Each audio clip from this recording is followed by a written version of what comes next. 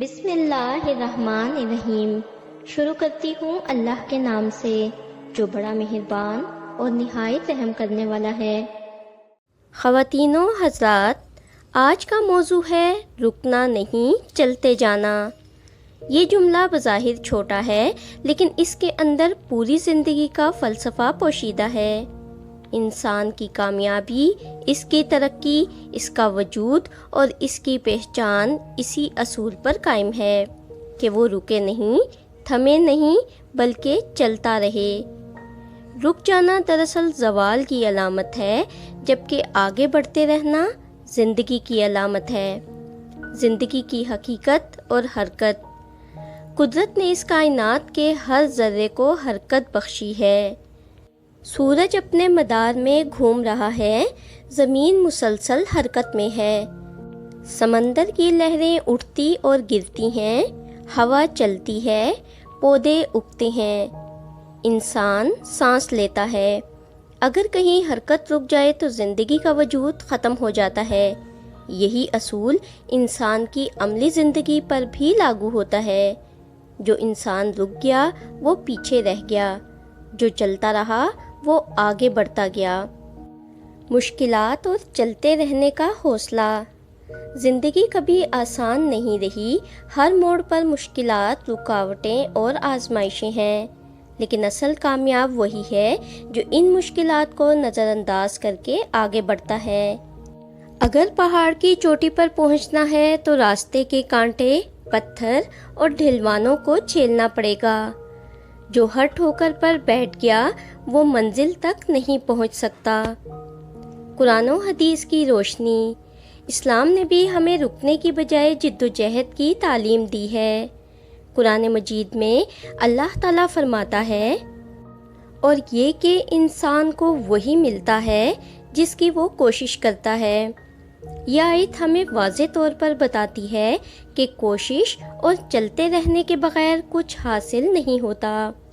اسی طرح نبی کریم صلی اللہ علیہ وآلہ وسلم نے فرمایا، طاقتور مومن کمزور مومن سے بہتر اور اللہ کو زیادہ محبوب ہے۔ طاقت سے مراد صرف جسمانی طاقت نہیں بلکہ حوصلہ، ارادہ اور مسلسل آگے بڑھنے کا جذبہ بھی ہے۔ تاریخ کی مثالیں۔ دنیا کی تاریخ گواہ ہے کہ عظیم لوگ وہی بنے جو رکے نہیں۔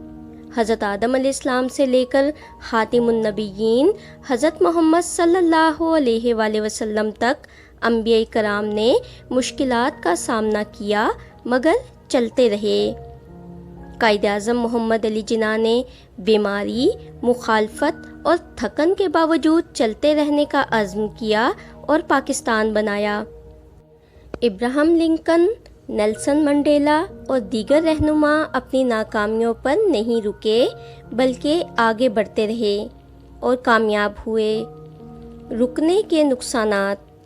رک جانا انسان کو تنزلی میں دھکیل دیتا ہے۔ جو طالب علم محنت چھوڑ دے وہ علم سے محروم رہ جاتا ہے۔ جو تاجر جد و جہد نہ کرے اس کا کاروبار ختم ہو جاتا ہے۔